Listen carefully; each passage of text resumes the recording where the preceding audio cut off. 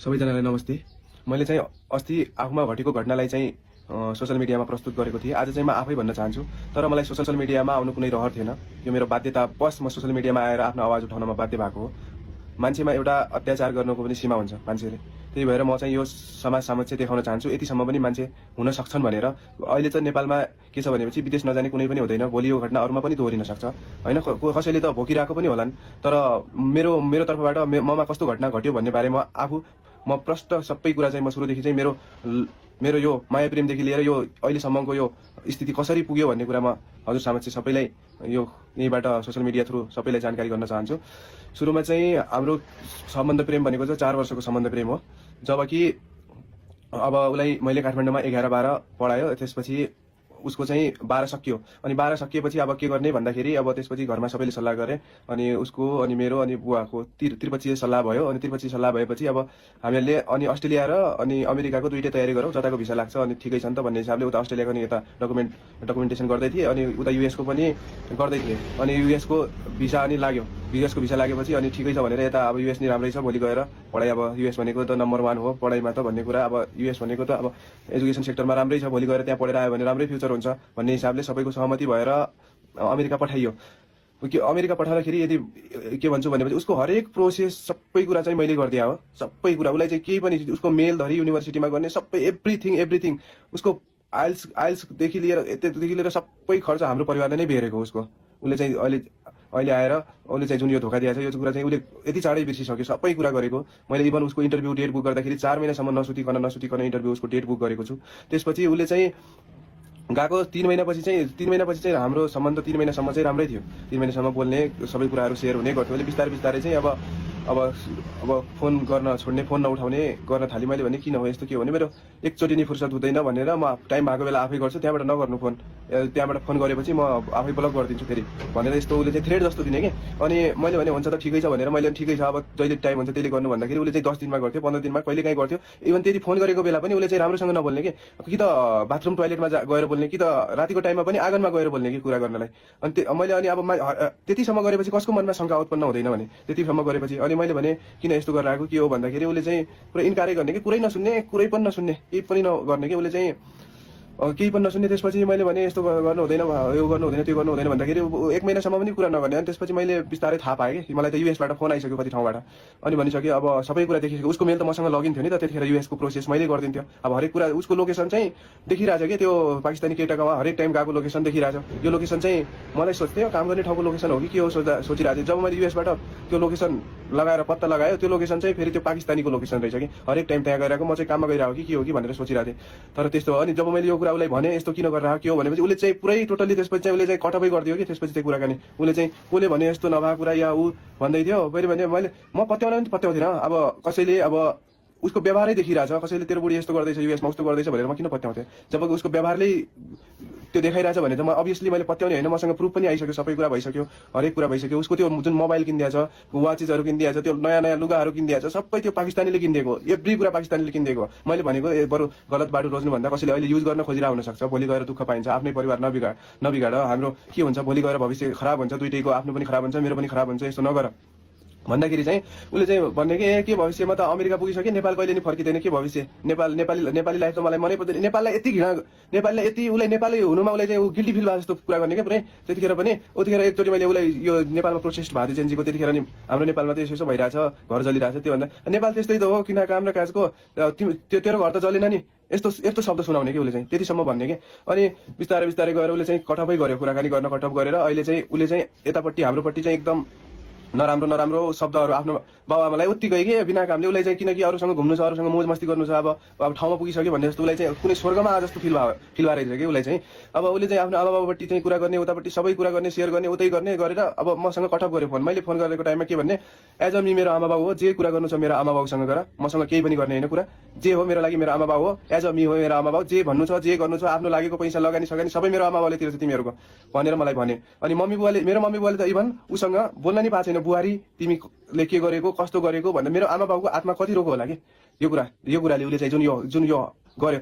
यति राम्रो जिन्दगी छ, सबै कुरा छ, मान्छेले गरेर खान सक्थ्यो होला गर्थ्यो होला यहाँबाट मम्मीबाबाले हामीहरूले भनेको पनि थियो अप्ठ्यारो पऱ्यो भने यहाँबाट पैसा पठाइदिन्छौँ यदि सकेनै भन्यो भने पनि बस्नै मन छैन भनेपछि नेपाल आऊ नेपालमै गर यहीँ पढ्दा पनि भइहाल्छ भनेको उसले चाहिँ सुन्दैन कुरै सुनेन म किन आउने हो र अमेरिका पुगेको मान्छे नेपाल कहिले फर्किन्छ र यस्तो शब्द सुनाउने कि अनि उसले चाहिँ अनि केही भनेपछि तिमीहरूलाई पठा कसले भने हो त तिमीहरूलाई मान्छे अरू सुन जग्गा घरमा लगानी गर्छ तिमीहरू मान्छेमा इन्भेस्ट गर्ने उस्तै त हो नि भन्ने अब यो कुरा सुन्दा आमा बाउले त छाँगाबाट खसे जस्तो भइहाल्यो हामीले को मान्छेलाई पठाएर उनीहरू त छक परिहाल्यो अब हामीले बुहारीलाई नै पठाओ कि अरूकै मान्छे पर्यो त यो अभियसली त्यो सोच्ने त जसको पनि भइहाल्यो नि त्यस्तो उनीहरूले त फोनै गर्न पाएको छैन एउटा बुहारी के हो किन गरेको भन्न नि पाएको छैन अब उताबाट अनि आमा बाउ एज अ मी हो भनेपछि मैले उता मम्मा बाबालाई रिक्वेस्ट गरेँ मम्मा बाबा यसो रश्मि यसो भन्दैछ किन यस्तो गर्दैछ यस्तो नगरे भए हुन्थ्यो समाज छ भोलि के हुन्छ एकचोटि बिहे गरिसकेपछि डिभोर्स भयो भने समाजमा इज्जत के हुन्छ भोलि डिभोर्सको ट्याग लाग्छ मान्छेहरू एकदम नराम्रो हेर्ने दृष्टि नराम्रो हुन्छ भन्दाखेरि उहाँले चाहिँ सुरुमा हामी सम्झाउँछौँ तपाईँ चुप्प लागेर बस्नुहोस् उसँग कुरा नगर्नुहोस् हामीसँगै कुरा गर्नुहोस् हामी सम्झाउँछौँ भनेर मलाई 3 महिनाको म्याद दियो अनि म 3 महिनासम्म चाहिँ एकदमै कुरेर बसेँ 3 महिनासम्म त्यो कुरै चाहिँ मेरो चाहिँ प्रतीक्षा चाहिँ यस्तो थियो कि कुरै छोडिदिउँ कि म रात दिन अब के खबर आउँछ भन्दाखेरि चाहिँ लास्टमा आएर अनि उहाँबाट फोन आएर फेरि मैले गरेँ 3 महिना बितिसक्यो केही पनि कुराकानी आउँदैन अब बाबालाई फोन गरेँ मैले उहाँको बाबालाई फोन गरेपछि के भयो त बाबा अब खबर भन्दाखेरि अब रश्मिले त मिल्दैन भन्यो अब हामीले के गर्न सक्ने अब उसले मिल्दैन भनेपछि ठिकै छ नि त अब हजुर पनि पढे लेखेको मान्छे सधैँ छ ठिकै छ नि त सबै कुरा हजुरको पनि ठिकै छ भोलि उमेर छ सबै छ अब राम्रो पाइहालिन्छ नि भने त्यो शब्द सुन्दाखेरि मैले के भने म कति टुटेँ कि म डिप्रेसनमा गएँ त्यसपछि यो शब्द सुनेपछि म 3 महिना चाहिँ डिप्रेसनमै गएँ डिप्रेसनमा गएर सहँदा अहिले आएर लास्टमा आएर केही नलागेर म सोसियल मिडियामा बोल्न बाध्य भएँ पनि उहाँले के पनि भन्नुभयो भनेपछि एउटा यो बुवाले बोल्ने शब्द यस्तो हुन्छ त नेपाली सोसाइटी समाजमा कतातिर जाँदैछ कि हाम्रो सोसाइटी उहाँले के भन्नुभयो भने छोरीको लागि म मेरो घर जग्गा बेचेर पनि लड्न तयार छु तपाईँले के गर्नु उसैसँग लाग्नुपर्ने के छ त तपाईँले छोडिदिनुहोस् न त डिभोर्स दिइदिनुहोस् न त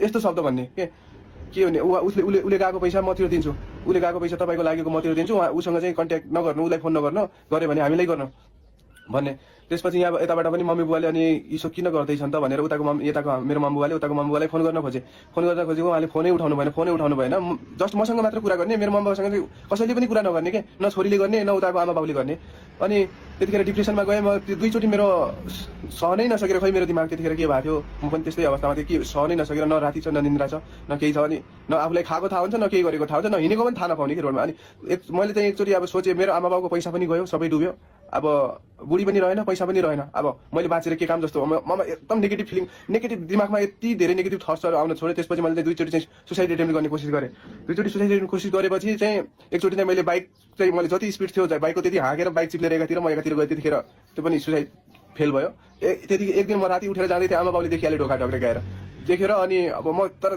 कहाँ जान्थेँ मलाई थाहा थिएन त्यतिखेर चाहिँ अब त्यो देखेपछि अनि दोस्रो दिनदेखि मेरो आमा बाउ मेरो रुमको त्यो ढोकामा सुत्न थाल्यो अनि त्यसपछि चाहिँ उनीहरू चाहिँ यो छोराले भोलि केही गरिदिने हो कि भनेर अब उतिखेर चाहिँ म कमजोर भयो कि त्यतिखेर चाहिँ एकदमै आमा बुवा भन्दा पनि म कमजोर भयो अब अहिले म जस्ट अब चाहिँ बिस्तारै मेरो सबै कुरा ठिक हुँदैछ म सबै कुरा ठिक भइसकेको छ जानेलाई त कसैले पनि रोक्न सक्दैन तर जाओस् कसैको घर बार भत्काएर कसैको सपना कुल्चेर कसैको जिन्दगी बर्बाद गरेर यसरी चाहिँ कसैले पनि नजाओस् म चाहिँ त्यो भन्न चाहन्छु तर त्यो मान्छेले चाहिँ यतिसम्म पनि 4 वर्षको सम्बन्धलाई यति सजिलै त्यागिदियो कि कुनै पुरै बिहे भनेको त मजाक जस्तो बनाइदियो कि आयो गयो खेल्यो केटाकेटी खेल्यो जस्तो खेल बनाइदियो कि उसले चाहिँ अब के भन्ने अब त्यसपछि चाहिँ अहिले चाहिँ कसैले पनि कुरा गर्ने अहिले चाहिँ के भएको छ भनेपछि उसको बुवाले चाहिँ मलाई अस्ति जुन मैले पोस्ट गरेँ त्यो पोस्ट देखेपछि मलाई चाहिँ फेसबुकमा ब्लक गरिदियो अनि त्यसपछि चाहिँ यता इष्टमित्रहरूले हाम्रोतिरको सबै रिलेटिभ्सहरूले चाहिँ उता फोन गर्दाखेरि कसैको फोन पनि उठाएन कि अनि ऊ केटीले पनि आफ्नो मैले त्यो युजर नेम चाहिँ उसको आफ्नो त्यो स्ट्याटसको तल लेखिदिएको थियो त्यो उसले स्ट्याटस चेन्ज गरेर आफ्नो फोटो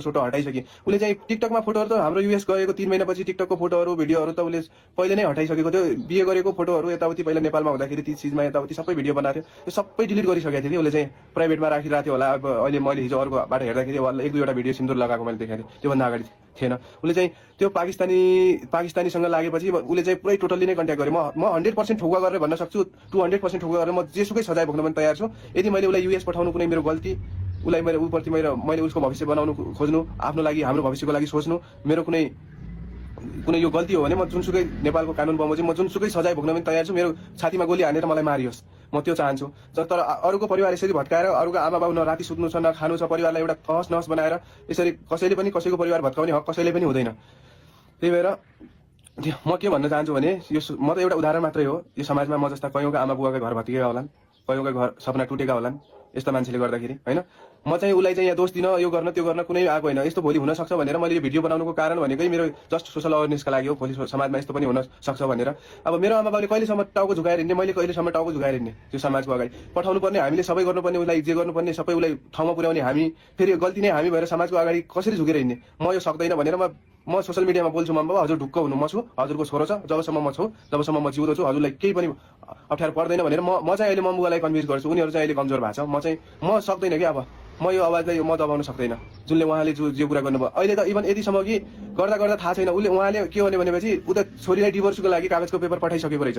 कागजको पेपर पठाउँदा जब त मलाई थाहै छैन, जब अनि वकिललेबाट उहाँले भन्नुभयो, वकिल र उहाँको फोन आएपछि मैले थाहा पाएँ कि अनि डिभोर्सको पेपर पठाउनु भयो भनेर भन्छन्। उहाँले डिभोर्सको पेपर पठाएछ, अब डिभोर्स गर्नु पर्यो, उहाँले वारिसनामा पठाएछ अब भन्नुभयो उहाँले। मैले बुवालाई फोन गर्दाखेरि पठाएछ।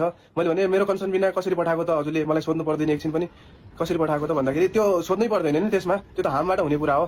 त्यो त हामीले गर्ने काम त हामीले गर्न पाउँछ नि। तपाईँले के भएर म तपाईँलाई चेक दिन्छु, त्यो चेक दिएपछि डिभोर्स गरिदिनु न, के छ र तपाईँले गएको पैसामा म चेक दिइहाल्छु, चेक त्यो बााउन्स हुने कुरा पनि हुँदैन, मैले अदालतमा दिएको चेक पनि कतै बााउन्स हुन्छ र भनेर यतिसम्म भन्ने कि तपाईँ मैले सहनै नसकेर म बाध्य भएर म अहिले आएको हो यो सोसियल मिडियामा।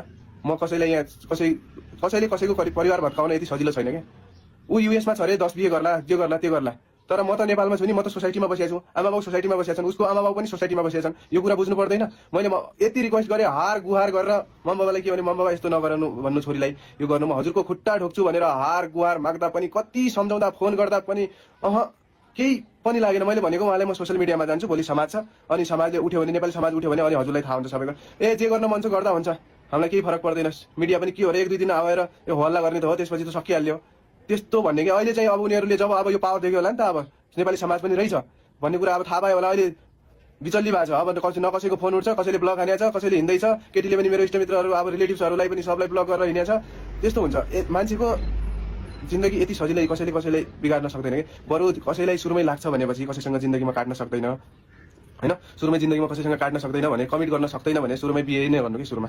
म त सबैलाई यही भन्छु, बिहे चाहिँ नगर्नु कसैको भविष्य खेलवाड गर्न, या केटा होस् या केटी, दुइटै पीडित जो पनि हुनसक्छ। कुनै ठाउँमा केटी पीडित धेरै भए पनि देखाएको छु, कुनै ठाउँमा केटा पीडित पनि भएको देखाएको छु।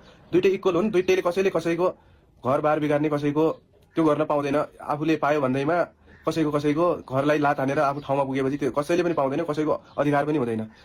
त्यही भएर म चाहिँ यही भन्छु, सकेसम्म कसैले पनि मेरो जस्तो घटना अरूको नघटोस् भविष्यमा होइन। कसैको घटिरहेको छ भने पनि समाजको अगाडि हामीले टाउको झुकाउने होइन। जसको अब अन्याय नै छैन, जसले उसकै भलाइका लागि काम गरेछ भने कि हामीले टाउको झुकाएर हिँड्नुपर्ने, मेरै आमा बाउले टाउको झुकाएर हिँड्नुपर्ने, जसले त्यो ठाउँमा पुर्याइदिएको छ उसकै टाउको झुकाएर हिँड्नुपर्ने। त्यही भएर मैले भनेको म यो सक्दैन भनेर वास्तवमा म आएर सोसियल मिडियामा बोल्न बाध्य भएको हो।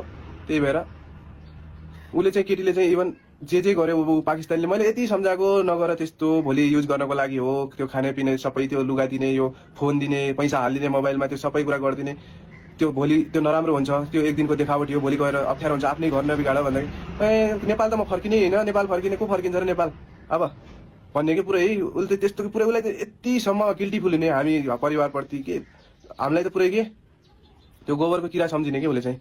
यतिसम्म पनि मान्छेले कसरी गर्न सक्छ? 4 वर्षको सम्बन्ध एकछिनमा कि पुरै 1 वर्ष नपुग्दै उसले चाहिँ यस्तो व्यवहार देखायो कि। यो चाहिँ ममा मात्र होइन, यो अरूमा पनि घटिरहेको होला। त्यही भएर म अरू सोसियल मिडियालाई पनि के भन्छु भनेपछि, म प्रश्न भन्छु, मैले आफै बोलेर मैले कसैलाई यो मेरो पोस्ट हालिदिनु हार गुहार मैले कसैले पनि गरेँ होइन, म आफै बोलेर म भन्छु, कसैले केटीलाई पनि दोष गरेर अब कसैले पनि त्यो भिडियोहरू पोस्टहरू नगरिदिनु होइन। मैले चाहिँ सोसल अवेरनेस गराउनका लागि चाहिँ यस्तो पनि घटना हुँदो रहेछ समाजमा, यतिसम्म पनि मान्छे गर्न सक्दो रहेछ होइन भनेर चाहिँ मैले यो भन्न खोजेको हो। त्यही भएर हजुरले सबैले उसको चरित्र जे जस्तो थियो अब उसलाई नै थाहा होला होइन, उसले चाहिँ किन यस्तो गरे उसलाई नै थाहा होला, तर उसलाई चाहिँ टार्गेट गरेर कसैले पनि सोसियल मिडियामा चाहिँ पोस्ट नगरिदिनु होला। तर यति कुरा हो कि यस्तो पनि समाजमा हुँदो रहेछ, यतिसम्म पनि बाबुआमाले गर्दा रहेछन् आफ्नो छोरीलाई यदि पैसाको लागि पनि यतिसम्म मान्छे मैले जान्छन्, मैले कल्पना पनि गरेको थिएन कि। अस्ति मात्रै भर्खरै पनि उहाँ बुवालाई उता आएको छ पैसा आएको छ, त्यो छोरीले त्यही पैसा उताबाट त्यो पाकिस्तानसँग लिने अनि उता बाउलाई पठाउने, त्यही पैसा बाउले मलाई दिएर अनि डिभोर्स गर्न खोज्ने कि। यो कहाँसम्मको अन्याय होला कि यो चाहिँ, कतिसम्मको अन्याय? मैले यही दिन देख्नलाई मैले आफ्नो बुढीलाई मैले युएस पठाउँ होला त, अब भोलि हाम्रो सपना होला, सुन्दर होला, के सोचेको थिएँ 4 वर्षभित्रमा त मेरो कति धेरै मेमोरी बनिसकेको थियो कि म त्यो त मलाई मात्र थाहा छ। त्यो मान्छे पहिला यस्तो थिएन, नेपाल हुँदा चाहिँ राम्रै थियो, केही पनि थिएन, हामीहरू जे कुरा पनि मिलेरै गर्थ्यो, सेयर गर्थ्यो, सबै कुरा गर्थ्यो। तर युएस गएपछि उसले चाहिँ पुरै चेन्ज भयो। नेपालमा हुँदाखेरि चाहिँ इभन आफै पनि विचार गर्नु, नेपालमा हुँदाखेरि हाम्रो अहिले त मेरो बच्चाहरू केही पनि भएको छैन, उसले चाहिँ बच्चा भएको छैन, बच्चाको नाम धरि राख्थ्यो कि अब भनेपछि त्यो पीडा मेमोरी त कति छ कि म सम्झेर चाहिँ मलाई एकदमै गाह्रो हुन्छ। त्यही भएर म चाहिँ यो जस्ट सोसल अवेरनेसका लागि मैले चाहिँ यो भिडियो हालेको हो। यस्तो पनि हुन्छ, हुनसक्छ भोलि यो घटना कसैमा नघटोस्, कसैले पनि बुढा र बुढी इभन यदि छुट्टियो भने यो घटना चाहिँ धेरै म्याक्सिममकोमा आउने नै रहेछ कि मैले धेरै जस्तो विचार गरेँ। तर यो कुरालाई अरूले दबाएर राख्छ, मैले चाहिँ सकिनँ है। त्यही भएर जे हुनु थियो लाइफमा भइहाल्यो, ठिकै छ। अब उसको त्यो केटीको अब ठिकै छ, अब राम्रो होस्, सफल होस्, मलाई केही भन्नु पनि छैन। उसको आमा बाउलाई पनि मैले केही भन्नु छैन। यति हार गुहार गर्दा 10 महिना 8 महिनासम्म पुऱ्याउँदा मलाई डिप्रेसनमा पार्दा, मेरो भताभुङ्ग पर्दा त उनीहरूले दयामाया उनीहरूमा पलाएन भने अब के भन्नु छ मैले। हस्, मैले यति भन्नु थियो, सबै समक्ष मैले आफ्नो कुरा यहीँ राखेँ। हस्, सबैलाई माया छ। ग्लोबल आइएमए बैंक, सबैका लागि बैंक। सत्य तथ्य सूचना र निष्पक्षताको पहरेदार नागरिक सेवा.com।